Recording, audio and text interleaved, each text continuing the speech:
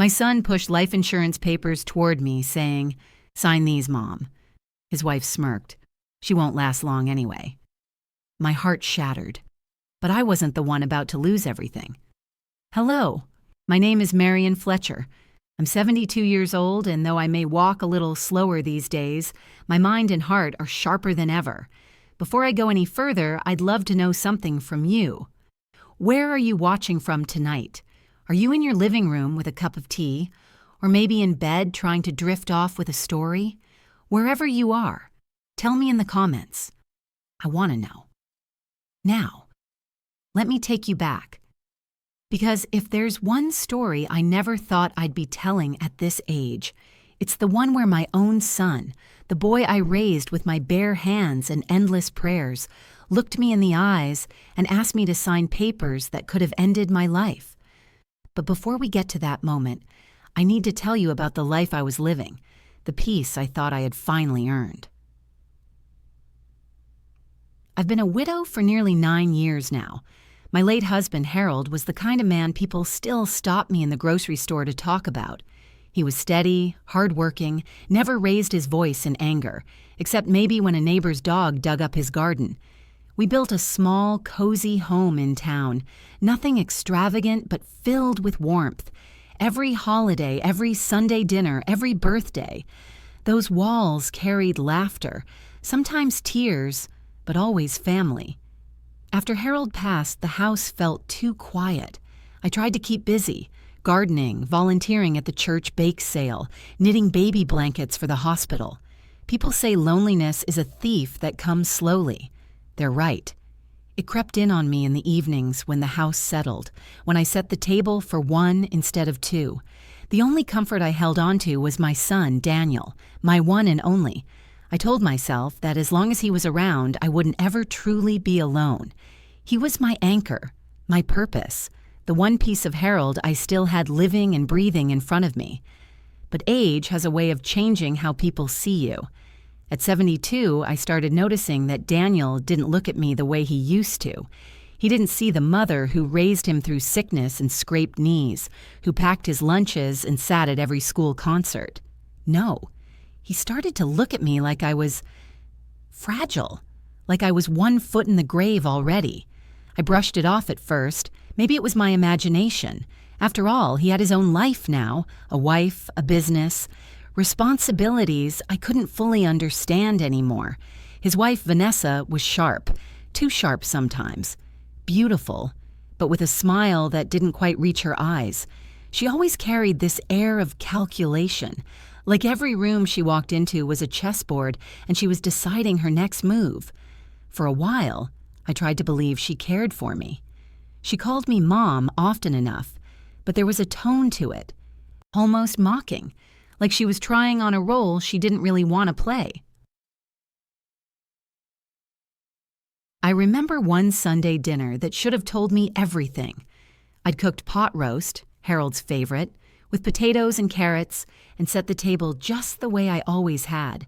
Vanessa wrinkled her nose the second she walked in. "So old-fashioned," she muttered to Daniel, thinking I couldn't hear. "She never cooks anything new." Daniel laughed, not cruelly, but not kindly either. "That's Mom for you." I stood in the kitchen doorway holding the gravy boat, the words pricking me like thorns. Old-fashioned. That was what I'd become to them, a relic. I told myself it didn't matter. What mattered was that I still had them in my life, that we were still under one roof sharing meals. But the truth is, that dinner was the beginning of the shift. The subtle digs, the comments about my health, the way Vanessa's eyes lingered too long on the pill bottles lined up on my kitchen counter. One evening, I caught the faintest whisper as I passed the living room. Vanessa's voice, low but sharp. "She's slowing down, Daniel. She won't last long anyway. Maybe we should start preparing." I froze in the hallway, clutching the wall for balance. Preparing? Preparing for what? I wanted to believe I misheard. I wanted to run back to the days when my son's voice was filled with nothing but love for me. But deep down, I knew. The warmth in my life was dimming, and something colder was moving in its place. And that that was only the beginning of a storm I never saw coming. It started small, the kind of things most people might dismiss as nothing. But when you live alone, as long as I have, you start to notice every glance, every tone, every pause in a sentence. Silence speaks louder than words sometimes. And what I began to hear in that silence between Daniel and Vanessa left me uneasy. Daniel had always been a busy man. His job in real estate kept him running from one meeting to another. I was used to that. But before, he used to call me during his lunch breaks or stop by after work just to sit with me, sometimes even dozing off on the couch while I knit. Lately, though, his visits felt transactional. He didn't come to see me. He came with Vanessa, and together they acted like inspectors rather than family. They'd walk through my house with eyes that lingered too long on the framed photos, the furniture, even my jewelry box left carelessly on the dresser. Vanessa would trail her manicured finger along the edges of my sideboard as though she was already imagining what she'd do with it. "Mom," Daniel said one evening as they stood in my kitchen, "don't you think it's time to downsize?" "This house is a lot for you to handle." I forced a smile. "Your father and I built this home. Every corner has a memory. I'm not ready to leave it." Vanessa tilted her head, that sharp smile cutting across her face. "Well, nobody lives forever." I tried to laugh it off, but my heart stung. I thought it was just her blunt way of speaking, but paired with the look in her eyes, it felt like more than that. It felt like she was measuring me against time itself, as if she was counting down days on a calendar I couldn't see. A few weeks later, another moment carved itself into my memory. I'd been struggling with arthritis that flares up in the winter, and I groaned a little as I bent down to fetch the laundry basket. Vanessa caught the sound, and without missing a beat, she whispered, though not quietly enough, "Told you." "She's slowing down." Won't be long now. Daniel didn't hush her. He didn't defend me. He just sighed like it was an inconvenience for him to even be there. I pretended not to hear, but that night I sat awake, staring at the ceiling. Was I truly becoming a burden? Or were they trying to convince me and themselves that I was? Another change crept in too. They became overly interested in my health, not in the caring way a child checks on a parent, but in the detached way a farmer might check if his crops are ready for harvest. "How's your blood pressure, Mom?" Daniel asked suddenly over dinner, his fork idly moving his food around the plate. "Fine," I said slowly, watching him. "Why do you ask?" "Just wondering." His eyes flicked to Vanessa, who gave him the faintest nod. Then Vanessa leaned in. "You really should get more checkups. At your age, you never know what might happen." Her words weren't dripping with concern. They dripped with anticipation. My church friends began to notice my unease. Ruth, my neighbor and closest confidant, asked me after service one Sunday, "Marian, are you all right?" "You've been quieter lately." I wanted to tell her everything, but the shame of even thinking such dark thoughts about my own son kept my lips sealed. Instead, I smiled and said, "Just tired, Ruth." That's all. But tired wasn't the word. It was hollow. I was feeling hollowed out piece by piece, like they were chiseling away at the woman I used to be. One evening, after they'd left, I sat in my armchair with a cup of chamomile tea. The air still carried the faint perfume Vanessa wore, expensive, cold, a scent that didn't belong in a cozy home. I thought about the way Daniel's eyes lingered on the framed photograph of Harold on the mantel, not with fondness, but with calculation. I remembered Harold's voice from years ago, stern in a way he rarely was. "Marian, never sign anything without reading, not even if it's family back then." I'd laughed. "Oh, Harold, it's Daniel we're talking about." He'd never hurt us, but Harold was gone, and the son we raised together was beginning to feel like a stranger sitting across my kitchen table. The moment that sealed it for me came during an ordinary Tuesday. They'd come by unannounced, something they did often now. I offered them coffee, and as I poured it, I heard Vanessa's voice drift from the living room. "She's tougher than I thought," she said, "but still, time takes care of everything." Daniel muttered something back, too low for me to catch, but then Vanessa's laughter rang out, high, cold, and final. It chilled me more than the winter wind rattling my window panes.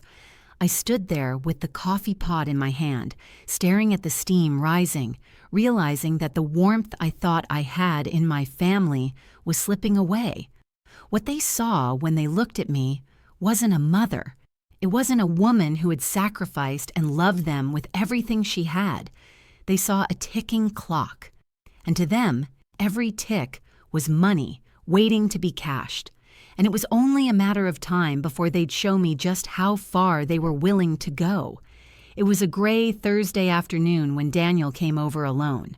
Or so I thought. I was in the kitchen peeling apples for a pie when I heard the front door creak open. His voice carried into the hallway, cheerful, almost forced. "Mom? You home?" I wiped my hands on a towel and stepped out, smiling the way mothers do when their only child finally remembers to visit. But the smile faded when I saw the folder under his arm. It wasn't the kind of folder you bring to share family photos or a recipe. It was thick, official looking, and right behind him, slipping through the doorway, was Vanessa. Always Vanessa. She gave me a smile as sharp as broken glass. "We thought we'd stop by," Daniel said, kissing my cheek. "Just to check on you." I noticed how his eyes darted to the dining table, as if already picturing where he'd spread out the contents of that folder. "Check on me or check on something else?" I asked softly.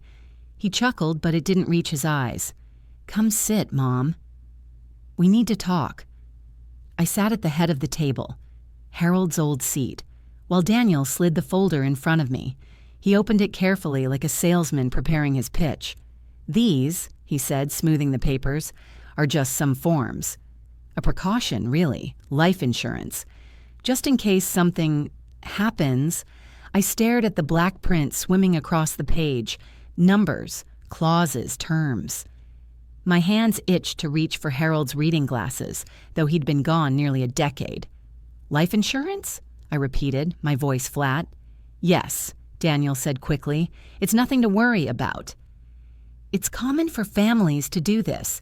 If something ever happens to you, it ensures we're protected, that everything is taken care of." The words, "if something ever happens to you," stuck in my ears like a buzzing fly. Vanessa leaned forward, resting her chin in her hand, her smile curled at the edges. "He's right. Besides, she won't last long anyway. Might as well make things easier." Heart lurched. The room tilted. And in that moment, I knew. All my suspicions weren't just suspicions. They were truths I hadn't wanted to face. I looked at my son, the boy who once scraped his knees on our driveway, who cried when Harold worked late, who held my hand during thunderstorms. That boy was gone. Sitting in front of me was a man whose eyes avoided mine as he tapped the pen against the table. "Just sign, Mom," he urged. "It's for the best. It'll give everyone peace of mind, peace of mind." That's what they called it. As if signing my life away was nothing more than ticking off a box on a to-do list. I wanted to scream, to stand up and shout, "How dare you!" But something in me, maybe Harold's voice, maybe years of wisdom, told me not to. Not yet. Instead, I forced my face into calm.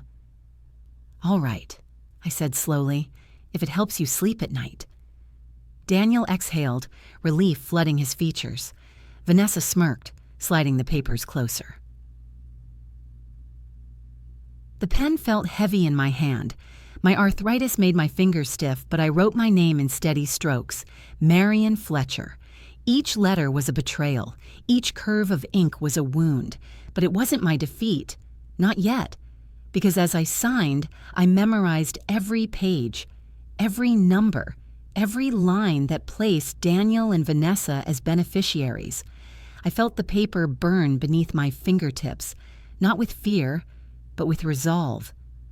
When I pushed the folder back across the table, Daniel squeezed my shoulder. You did the right thing, Mom. Vanessa leaned back, satisfied. See? That wasn't so hard, I smiled thinly.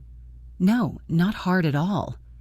But deep inside, I whispered to Harold, Don't worry, love. I'm not as naive as they think. Later that night, when the house was quiet and their car taillights had disappeared down the street, I pulled out my old scanner. My hands shook, but not from age, from rage. One by one, I made copies of every document I had signed, insurance policy numbers, beneficiary names, legal jargon that would have made Harold frown. I tucked the copies into a folder of my own, slid it into a drawer I kept locked, and placed the key under the lining of my jewelry box. I stared at the original signature I'd given them and whispered, If you think you've won, you don't know me at all. Because while my son and his wife thought they had outsmarted me, what they didn't realize was this: 72 years teaches a woman more than just patience. It teaches her how to wait, how to watch, how to strike when the time is right. And their time was coming. That night, I couldn't sleep. The house, once my place of safety, felt like a cage. Every creak of the floorboards made me wonder if Daniel's footsteps were still echoing inside my mind. I kept replaying Vanessa's words. She won't last long anyway. The cruelty of it wrapped itself around my chest until breathing felt like dragging air through. Thorns, I turned on the lamp beside my bed and stared at the familiar wallpaper Harold and I had chosen 35 years ago. A soft blue pattern, faded now with time. My eyes drifted to the photo on the nightstand. Harold in his Sunday suit, his hand firm on my shoulder, that calm, steady smile that had always anchored me. And his voice came back to me, clear as if he were still lying in bed beside me. Marian, never sign anything without reading. Not even from family. I remember the day he said it. It was summer, years ago. A distant cousin had come around trying to convince us to sell a small patch of land we owned near the edge of town. He promised quick cash, said it was just a formality. Harold looked him dead in the eye, folded his arms, and told him, If it's just a formality, you won't mind us reading every word. The cousin squirmed. The deal fell apart. Later that night, Harold looked at me across the dinner table and said, You have to be careful, Marian. People see kindness as weakness. Even family, I'd laughed then. Oh, Harold, Daniel would never do such a thing. But now, lying there with papers tucked in my locked drawer, I realized Harold had been right. Not just about contracts, but about people. I rose from bed and padded barefoot into the kitchen. The night was still, only the hum of the refrigerator breaking the silence. I poured myself a glass of water, staring at my reflection in the window. My face looked older than I felt. Deep lines, tired eyes. To the world, and apparently to my son and his wife, I looked like someone nearing the end. But inside I still had fire, and now that fire had purpose. I sat at the table spreading the copies I'd made. Each page felt heavier than paper should, as if it carried the weight of betrayal itself. The names printed in bold, Daniel Fletcher and Vanessa Fletcher, stared back at me. Beneficiaries, the very people I had once trusted with my life, were now waiting like vultures for it to end. For the first time in years, I let myself cry. Quiet tears slipped down my cheeks, falling onto the cold wood of the table, not just for what they'd done, but for the memory of who Daniel used to be. I thought back to when he was little, when Harold worked long hours and I stayed home with Daniel. He used to curl up in my lap with his blanket, whispering, "Don't ever leave me, Mommy." And I'd promise, never. You'll always have me. And I kept that promise. Through scraped knees, fevers, bullies at school, heartbreak after his first love, I had been his anchor, his safe place. But somewhere along the line, he stopped seeing me as a mother and started seeing me as a means, a transaction, a signature worth thousands of dollars. The cruelest part wasn't the policy itself. It was that coldness in his eyes when he pushed the pen toward me. No hesitation, no shame, just expectation. I wiped my face and straightened the pages again. I knew grief couldn't paralyze me. Harold hadn't raised me to be fragile, and God hadn't carried me through 72 years of storms just to let me drown now. That's when I made a decision. I wasn't going to confront them directly, not yet. Anger would only make them retreat, hide their intentions deeper, number. I would do what Harold had always done: watch, wait, and prepare. I found a small notebook from the drawer, one of those leather-bound ones my granddaughter had given me years ago. On the first page, I wrote in steady letters, "Evidence." And underneath, I listed the date, the time, and the details of the conversation when they made me sign. Vanessa's words, Daniel's insistence, their faces, every word I could recall I wrote down. This wasn't just survival anymore. This was preparation. If they thought I was too old, too frail, too simple-minded to fight back, they were about to learn a truth I had lived my whole life. A mother may forgive, but a woman betrayed does not forget. The next morning, I called my old friend Ruth. She'd been a nurse for decades before retiring, the kind of woman who had seen people at their best and their worst. If there was anyone who could guide me through this quietly, it was her. "Ruth," I said, trying to keep my voice steady, "do you have some time today? I need to talk. It's serious." Her pause on the other end told me she heard the weight in my voice. "I'll put the kettle on. Come by whenever you can." I closed the notebook, locked the folder of papers back in the drawer, and slipped the key into my pocket. Daniel and Vanessa thought they had secured their future at my expense. But what they didn't know was that I had just begun to secure mine, and I would do it quietly, carefully, until the day their own words and actions would be the very rope that tied them down. The next time Daniel and Vanessa came over, they carried themselves with an air of victory, as though the war had already been won. Daniel set the same folder down on my dining table with a practiced calm. "Mom, I know it's a lot of paperwork, but it's simple." "All you need to do is sign a couple more pages," Vanessa chimed in, her tone dripping with artificial sweetness. "It's really for your own peace of mind, you know. These things can be so confusing. You're lucky we're here to guide you." Lucky. That word cut deeper than any insult. I smiled faintly, masking the storm beneath my ribs. "Well," I said softly, "I suppose it doesn't hurt to have everything in order." Vanessa's eyes gleamed. Daniel handed me the pen. The pages crackled as I turned them.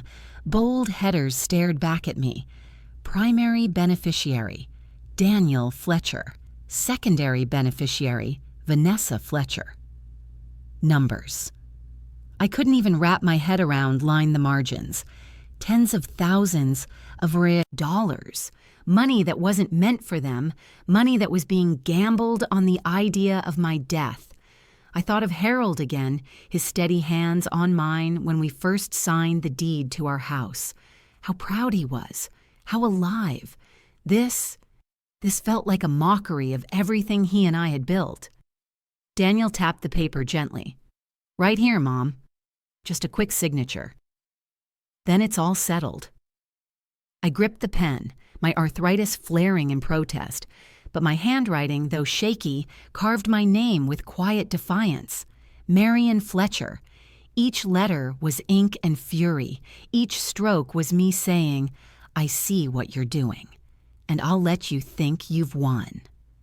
When I slid the papers back, Daniel's shoulders dropped with relief. Vanessa gave me a look that could only be described as triumphant. "There," she said. "Was that so hard?" I met her eyes, steady. Not at all. That night, after their car had disappeared down the street, I pulled the papers back out from the folder they'd left behind for me to review. I scanned each page on the old printer Harold had once used for his work documents. It was slow, the light bar inching across with a faint hum, but steady. As each sheet slid out, I stacked it carefully, labeling the file: insurance policy, evidence.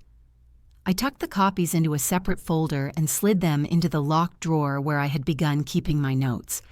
The originals I placed back exactly where Daniel had left them, not a corner bent, not a page out of order. To them, I would remain the obedient, trusting mother, but in reality, I had just turned myself into their biggest threat. The following week, Daniel stopped by alone. He walked through the door carrying groceries, something he rarely did before. "Mom," he said, setting the bags on the counter, "you don't have to worry about a thing anymore. Vanessa and I are making sure everything's taken care of. We'll handle your bills, your appointments, everything." There it was, control. Not care, not love, control. "That's very kind of you," I said, forcing warmth into my voice. "But I like handling some things myself." "Keeps me sharp." He smiled, but his eyes didn't. "You've done enough, Mom. You should rest. Leave the details to us." The groceries he brought were odd, too. Cans of soup I never ate, boxes of protein bars, less of the fresh fruit I liked. "Simpler for you," he explained. I pretended not to notice how many of my usual items were missing. When he left, I pulled out my notebook and wrote down every detail: the groceries, his words, the way he looked at me when he thought I wasn't watching. Every entry was a brick, and I was slowly building a wall of evidence too strong to tear down. Late that night, I sat by the window with my tea. The moonlight spilled across the papers spread on my lap: insurance, beneficiaries, premiums, terms. To Daniel and Vanessa, these papers meant freedom, wealth, a future carved out of my absence. But to me, they were weapons, not against me, but against them. I thought of the community I still had: Ruth, my church friends, the quiet but steady support system that still wrapped around me when my own family tried to suffocate me. They didn't know yet what I was enduring, but they would, if I needed them. I whispered into the still night, "Harold, I signed their papers, but I also signed the end of their scheme." Because what Daniel and Vanessa failed to understand was simple. I may have looked frail, but I was not weak. My body might have slowed, but my mind was sharper than ever. And now, I wasn't just surviving, I was preparing. For days, I carried the weight of those papers in silence. Every time the phone rang, I wondered if it was Daniel asking if I'd thought things over. Every time Vanessa's name flashed across my caller ID, my stomach twisted. But one thing Harold always taught me was this: no general goes to battle alone, Marian. You need allies. That's when I knew I had to tell Ruth. Ruth had been my neighbor for almost 20 years. She was a retired nurse with a sharp wit, a laugh that could carry across the street, and a kind of common sense that could cut through fog. She'd seen it all in her years at the hospital: grief, deceit, healing, miracles. And she had stood by me through Harold's passing, never once letting me feel completely alone. That morning, I carried a plate of blueberry muffins across the yard, just like I used to when we were younger. But instead of easy chatter, my heart pounded with the weight of secrets I never thought I'd have to share. Ruth opened the door with her usual grin. "Marian, you baked. What's the occasion?" I tried to smile. "Just thought we could have some tea." She led me to her cozy kitchen, filled with the smell of chamomile and lavender sachets she kept in jars. We sat at the table, the muffins between us, and for a while I stirred sugar into my tea, just to delay the words clawing at my throat. Finally, Ruth reached across and laid her hand on mine. "All right, Marian. Out with it. Something's weighing on you. I can see it in your eyes." The tears came before the words. I pulled the folded copies of the insurance policy from my purse and slid them across the table. Ruth's smile faded as she scanned the pages. When her eyes reached the beneficiary line, she set the papers down and looked at me, her expression hard. "Daniel and Vanessa?" I nodded. swallowing the lump in my throat. They brought them to me. Told me it was for security. But Ruth, Vanessa looked me right in the eyes and said, "She won't last long anyway." Ruth's hand tightened over mine. "Marian, that's not just cruel. That's dangerous."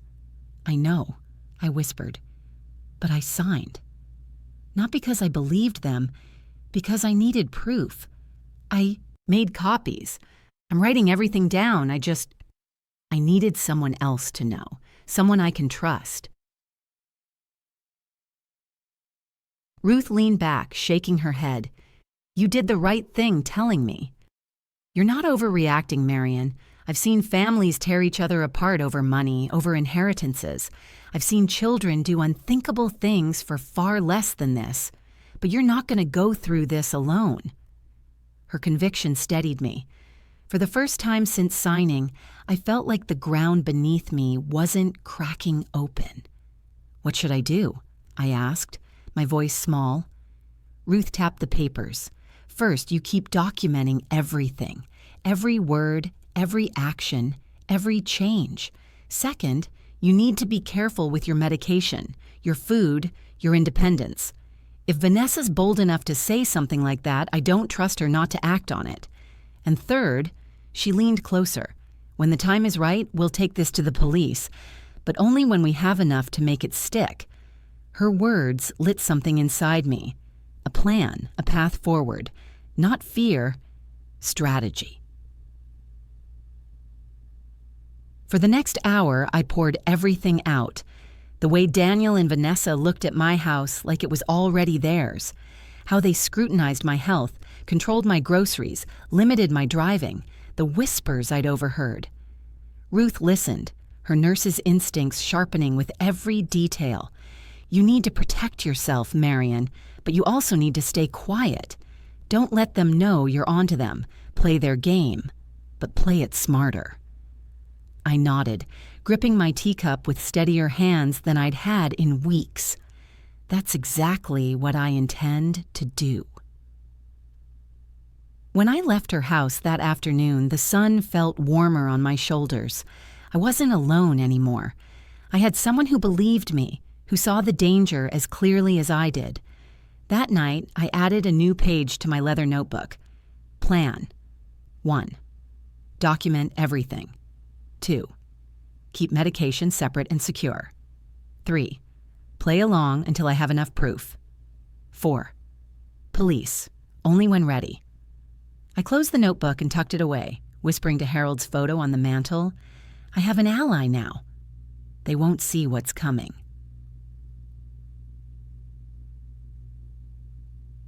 The next weekend, Daniel and Vanessa stopped by again. They didn't notice the difference in me, the calm, the subtle strength behind my smile. They thought they still had the upper hand, but what they didn't know was that every word they spoke, every glance they exchanged, every slip of the tongue was being filed away. Because I wasn't just their mother anymore. I was their silent witness, and I was preparing for the day the law would see them for what they truly were. Once Ruth knew, I felt lighter. Not safe, not yet, but steadier, like a tree bracing itself for a storm with roots dug deep. And it was just in time, because the storm inside my own home was gathering strength. Daniel and Vanessa began tightening their grip on me. It started with groceries. Daniel insisted he'd save me the trouble by shopping for me. At first, I thought it was a kind gesture. But when I opened the bags, I realized they weren't filled with the foods I loved. No more fresh tomatoes for my salads, no more apples for my pies. Instead, there were boxes of instant meals, canned soup, and protein shakes. "Easier for you, Mom," Daniel said with a smile that didn't reach his eyes. "Less work in the kitchen." But easier for whom? For me or for them? To control what I put in my body. I wrote it all down in my notebook. Date, time, details. The first brick in a wall of evidence. Then came the medication. Vanessa offered to help by setting out my pills in one of those plastic organizers labeled with the days of the week. "Just so you don't forget, Mom," she said, her tone syrupy, her eyes cold. But I wasn't blind. I noticed when 2 pills were missing one day, or when a dosage seemed heavier than it should. My arthritis medication, my blood pressure pills, tiny things, easy to tamper with. I smiled, thanked her for her help. Then later, when they were gone, I emptied every container into the trash. I refilled them with fresh prescriptions I'd quietly ordered from the pharmacy myself, and in my notebook I wrote, "Vanessa tampered with pill doses." Intentionally? Evidence needed. Isolation followed. Vanessa suggested I stop driving altogether. "It's too dangerous at your age," she said. "What if something happens while you're behind the wheel?" Daniel agreed, his tone firmer than hers. "She's right, Mom. You could hurt yourself, or worse, someone else. It's safer if we take care of things." I nodded slowly, pretending to consider it. But later that afternoon, I drove myself to the church anyway. I wasn't about to give them that victory. I parked around the corner, careful not to let them notice the mileage on the car. Still, their intent was clear. They wanted me dependent. The more dependent I was, the easier it would be to control every aspect of my life, and the easier it would be to justify my decline when the time came. One night, I woke to the sound of voices drifting up from my living room. Daniel and Vanessa had a spare key, something I had given him years ago for emergencies. But lately, it seemed emergencies included letting themselves in without asking. I stayed upstairs, heart pounding, and listened. "She's taking too long," Vanessa hissed. "We need that payout, Daniel. Your debts aren't going to wait forever." My son's voice was lower, conflicted. "I know, but she's my mom." "Then act like a man," Vanessa snapped. "It's just a matter of time anyway." "Don't you want to be free of this?" Her words twisted in my gut. Free of this, meaning me. I held my breath, waiting for his reply. Finally, Daniel muttered, "Fine. But it has to look natural. The word was ice water down my spine. The next morning, I walked into the kitchen and found Vanessa already there, her back to me, stirring something into my teacup. When she turned, she smiled brightly, handing it to me. "Morning, Mom. Thought I'd get your tea ready for you." I took the cup, my hand steady even though my stomach roiled. I raised it to my lips, then set it back down without drinking. "Thank you, dear," I said evenly, "but I think I'll stick to coffee today." The smile faltered for half a second, just half a second, but enough for me to see the mask slip. Later, I poured the tea down the sink. A faint, powdery residue clung to the bottom of the cup. In my notebook, I wrote, "Possible drugging attempt. Vanessa prepared tea. Did not drink. Powder visible in cup." That evening, I called Ruth again. I kept my voice low, steady. "They're pushing harder, Ruth. Controlling food, pills, even trying to take away my driving." Her voice on the other end was firm. "Then we stay ahead of them. Keep documenting. Do not drink or eat anything you're not sure about. And Marian, be careful. You're not paranoid. They're escalating." Her words were both terrifying and empowering. Terrifying because I knew she was right. Empowering because I wasn't imagining things. I wasn't just an old woman losing her grip. I was fighting for my life. That night, as I locked every door and window before bed, I realized something. They believed they were tightening the noose around me. But what they didn't see was that I was the one holding the rope. And with every word, every action, every slip they made, I was weaving it into a net strong enough to bring them down. By the time December rolled in, the atmosphere in my home felt like ice, cold, brittle, and ready to shatter at the slightest touch. Daniel and Vanessa were visiting more often now, sometimes every other day. They never came empty-handed, always bringing something. A bag of groceries I hadn't asked for, another helpful gadget for the kitchen, new pill organizers. To anyone else, it might have looked like care. To me, it was control wrapped in pretty packaging. And then came the night I will never forget. It was close to midnight, and I'd been tossing in bed, unable to sleep. The sound of a car door slamming jolted me upright. I crept to the window and pulled back the curtain just enough to see headlights glowing in my driveway. Daniel's car. My chest tightened. Why was he here so late? I didn't move when I heard the front door open. He still had the spare key. My heart hammered as footsteps moved through the downstairs hallway. Then another voice drifted up. Vanessa's. I froze, barely breathing.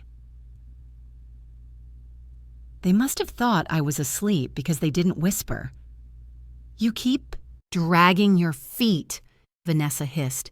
We need that payout now. Do you have any idea how much we owe? Daniel's voice was low, strained. I know, but she's my mom. You can't just what? Vanessa snapped, her words sharp as knives. You can't just admit she's already halfway gone? Look at her. She's frail, forgetful. She's holding on to a house that should already be ours. And you're sitting here whining about guilt? Silence. My hands clenched in the darkness. Vanessa's voice rose again, dripping with venom. You think your father would have hesitated? He would have done what needed to be done, but you... She spat the word, you're weak. Daniel muttered something I couldn't catch, but then his words grew clearer. It has to look natural. We can't rush this. If anything looks suspicious, we won't get a dime. Vanessa's laugh sliced through me like broken glass. Oh, don't worry. Nature has a way of taking care of the old. We just help it along. I pressed my fist against my mouth, tears burning behind my eyes.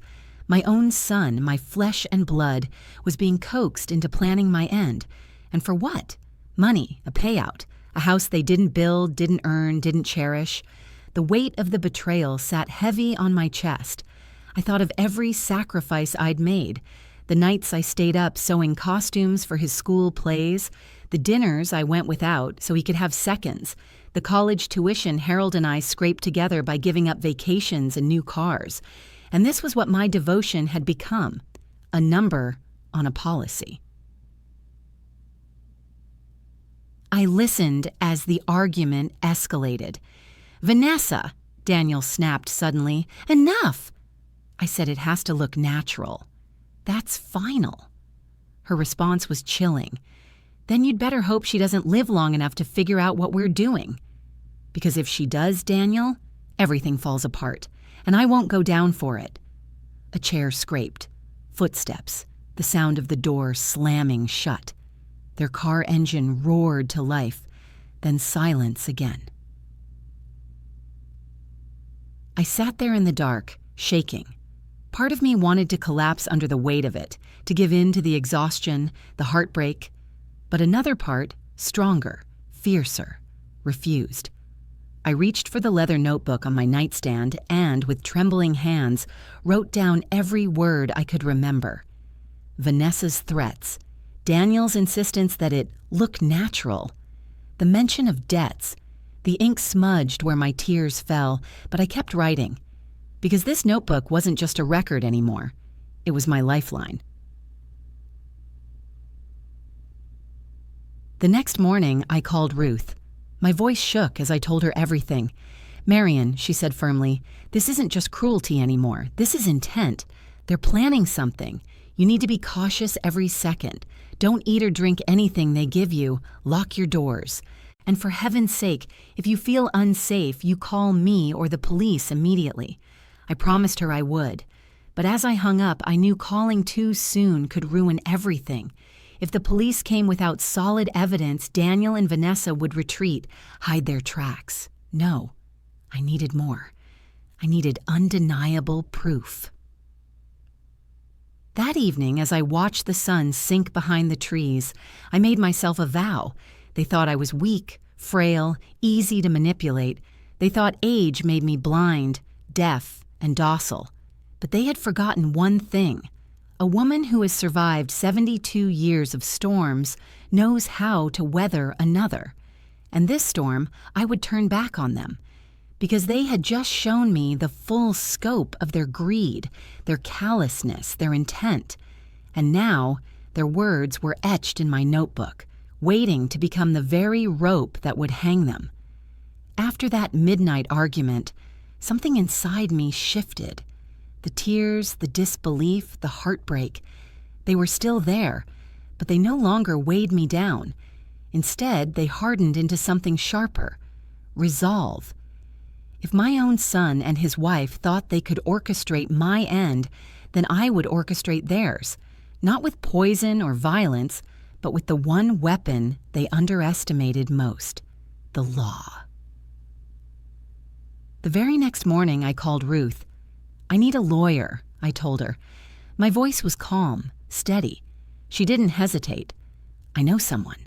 Reliable, discreet. I'll set up a meeting." That afternoon, we drove together to a small office in town. The lawyer, Mr. Whitaker, was a man in his 60s with silver hair and eyes that missed nothing. After I explained everything, the insurance papers, the overheard threats, the strange food and medicine changes, he leaned back, steepling his fingers. "Mrs. Fletcher," he said, "what you're describing isn't just suspicious, it's dangerous. But you've done the right thing by documenting everything. That notebook of yours may very well save your life." I slid the folder of copied insurance papers across his desk. "I want to make sure that if anything happens to me, the truth is already written down." Whitaker nodded slowly. "We'll make 2 moves. First, we'll update your will. Remove Daniel and Vanessa entirely. Put someone you trust, perhaps your granddaughter, as your heir instead. Second, we'll quietly notify the insurance company of possible fraud. If they try to cash this in, the system will already be on alert." My heart steadied for the first time in weeks. "And if Daniel or Vanessa suspect?" "Then," Whitaker said with a small smile, "you let them think they've won. You play along. Meanwhile, we prepare the noose." That night, sitting at my dining table, I signed a new will. The pen in my hand no longer felt heavy. It felt powerful. I left everything: the house, the savings, the keepsakes Harold and I had built together, to my granddaughter, Emily.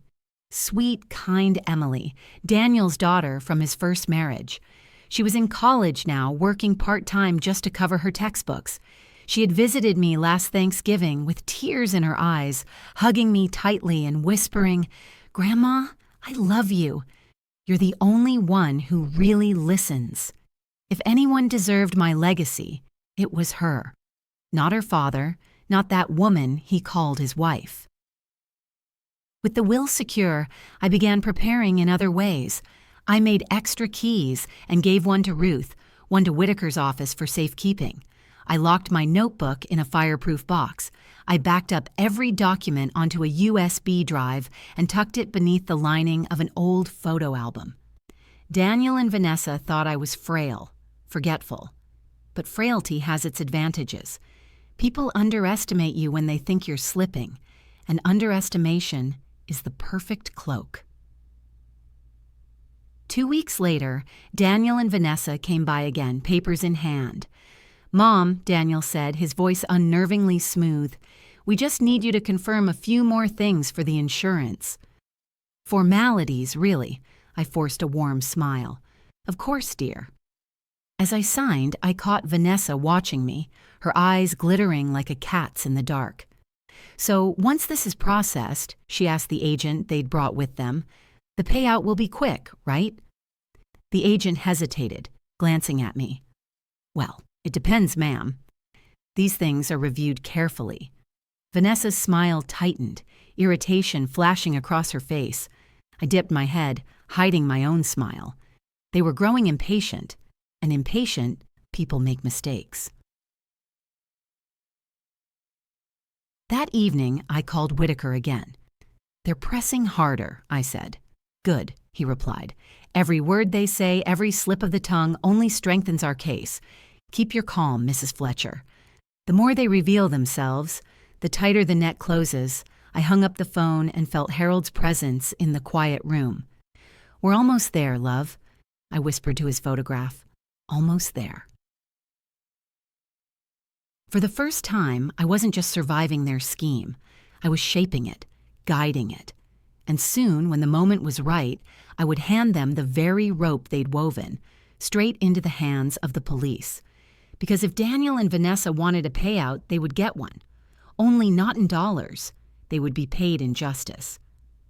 The invitation came on a Tuesday afternoon. Daniel called, his tone cheerful in a way that immediately set my nerves on edge. "Mom," he said, "Vanessa and I have scheduled a quick meeting at the insurance office. Just a formality. We'll pick you up tomorrow at 10 a formality." That was the word they always used, as if signing away my life was no more significant than buying a loaf of bread. "Of course, dear," I replied, keeping my voice light. "I'll be ready." When I hung up, I immediately called Ruth. "Tomorrow's the day," I told her. "Stay calm, Marian," she said. "Remember, they don't know you're 2 steps ahead. Let them talk. Let them reveal themselves. You just keep playing the part I placed the phone down, my hands steady.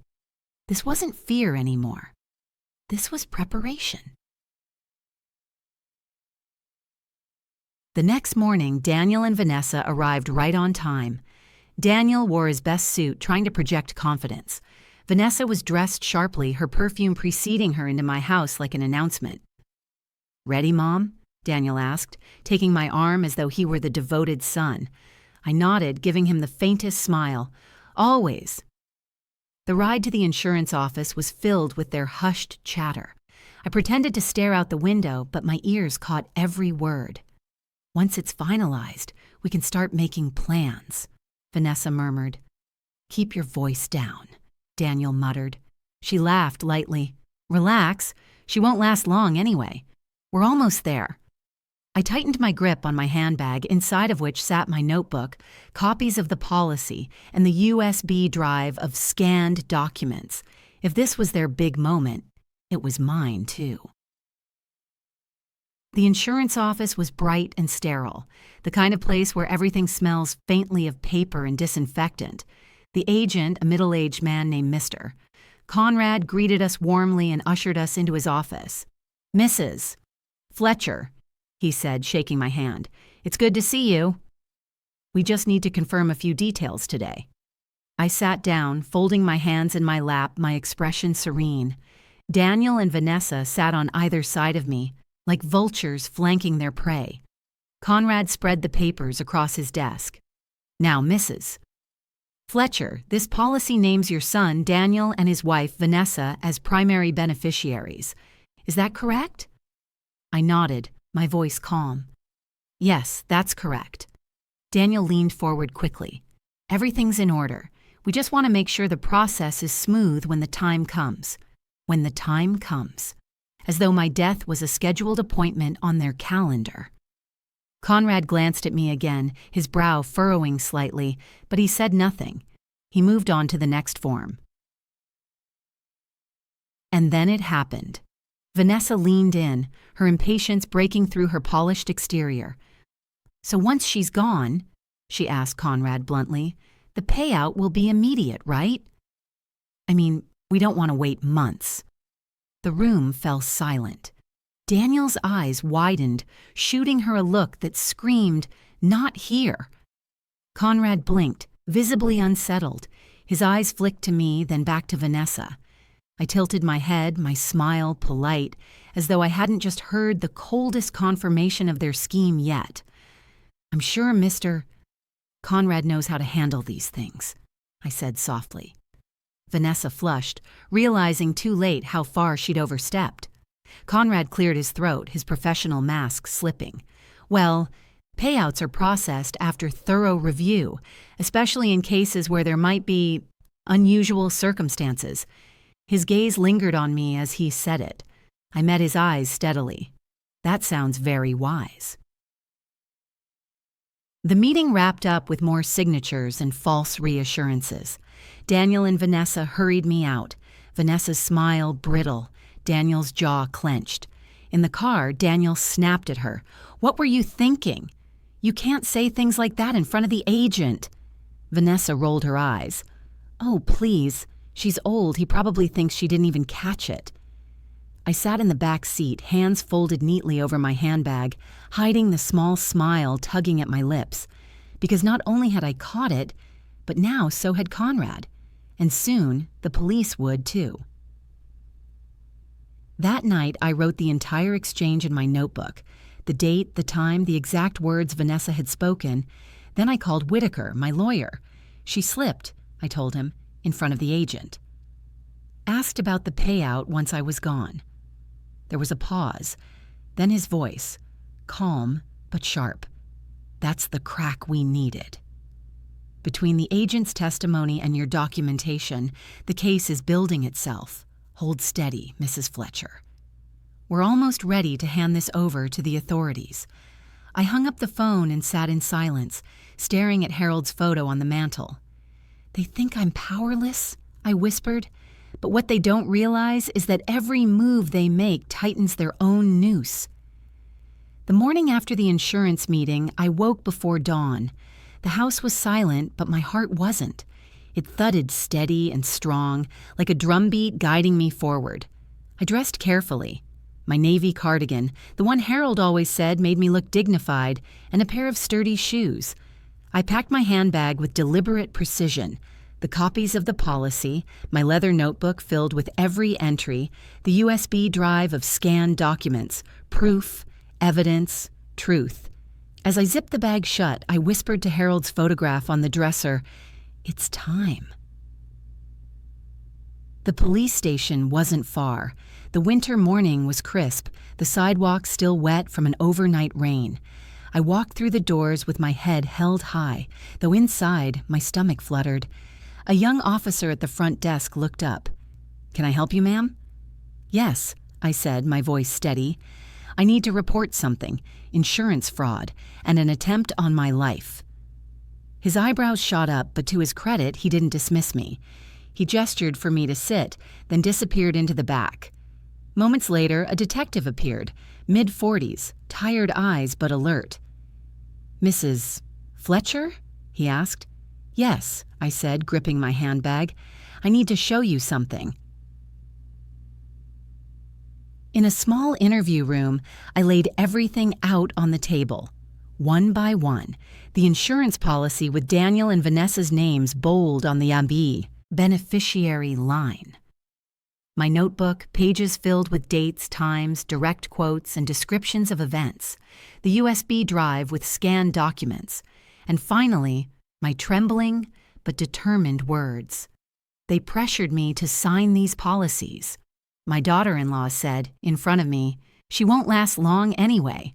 I've overheard conversations about debts, about making it look natural. I believe they've tampered with my medication. I didn't drink the tea she gave me, and I found residue in the cup. And yesterday, in front of the insurance agent, she asked if the payout would be quick once I was gone. The detective's pen scratched furiously across his notepad. His eyes flicked between the documents and my face, his expression hardening with every word. "Mrs. Fletcher," he said finally, "you've done exactly the right thing. This isn't just fraud. This borders on conspiracy to commit harm. With what you've given us, we can open a formal investigation." Relief surged through me, hot and sudden. Not joy, not yet, but relief. As the detective gathered the evidence, he paused at my notebook. "This level of detail, you've built us a timeline. These entries could be critical in court." I nodded, my voice soft. I knew no one would believe an old woman's suspicions. So I made sure there would be proof. He looked at me for a long moment, then said quietly, "You're tougher than most people half your age." I let out a shaky laugh. I had to be. When I left the station, the winter sun was climbing higher. The air felt cleaner, sharper. For the first time in months, I didn't feel like a prisoner in my own life. That evening, Ruth came over. I told her everything, every detail of the meeting. She clasped my hands and squeezed. "You've done it, Marian. You've turned their game inside out." But I shook my head. "Not yet. They're still out there, still thinking they've fooled me. I can't let my guard down, not until the police make their move. Sure enough, Daniel called later that night. His voice was light, casual. "Mom, just checking in. How are you feeling today?"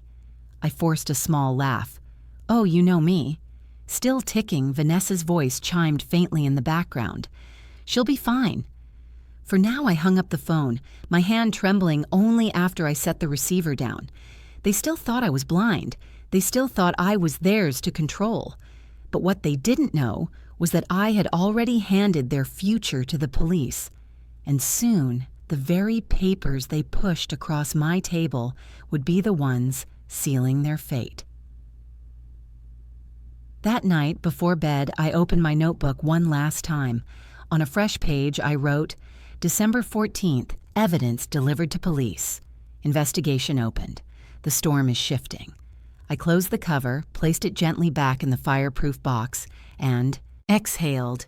For the first time in weeks, I slept without fear, because justice had finally begun to move, and it was moving in my favor. It happened faster than I expected. Just 3 days after I handed over my evidence, the knock came. Not at my door, but at Daniel's.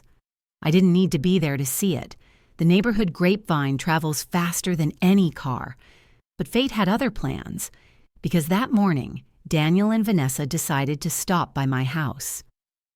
I was sitting in the living room when their car pulled into the driveway. Vanessa stepped out first, her heels clicking across the pavement like the countdown of a clock. Daniel followed, his face taut with worry. Or maybe guilt. "Mom," he said, as he walked in without waiting for an invitation. "We need to talk." I nodded, closing the photo album in my lap. "Of course." "What's on your mind?"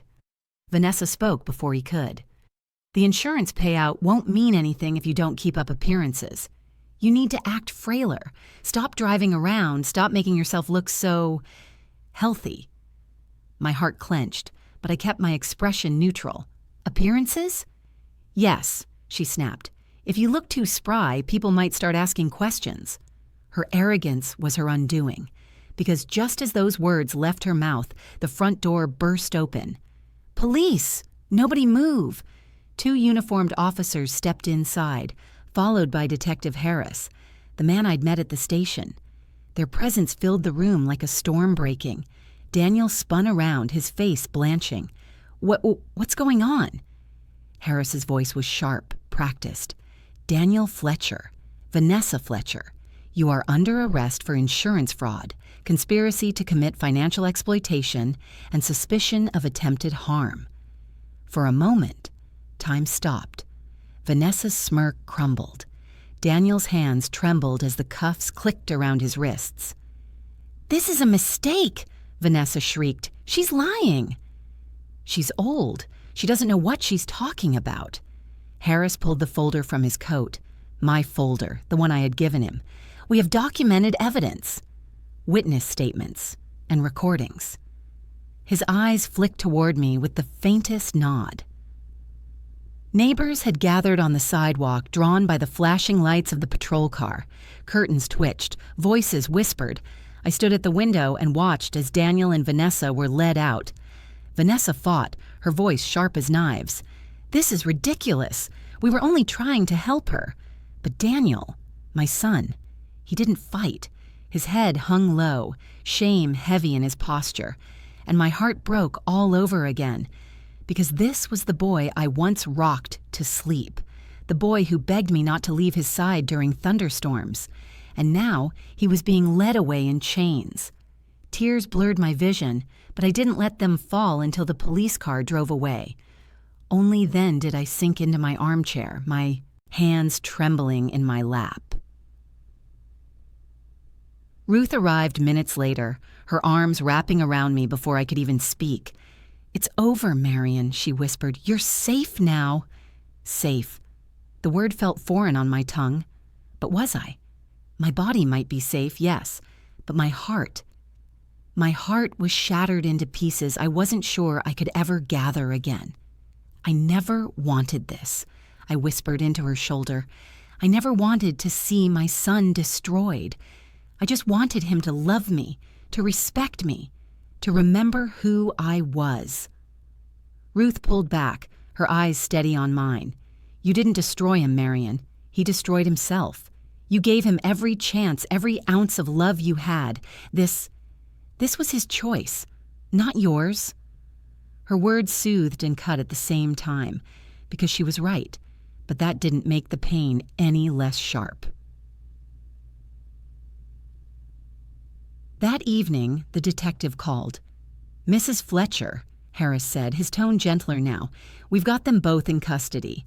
The insurance agent corroborated what you told us. Your documentation will hold up in court. I know this isn't easy, but you did the right thing. You may have saved your own life. I thanked him, my voice barely above a whisper.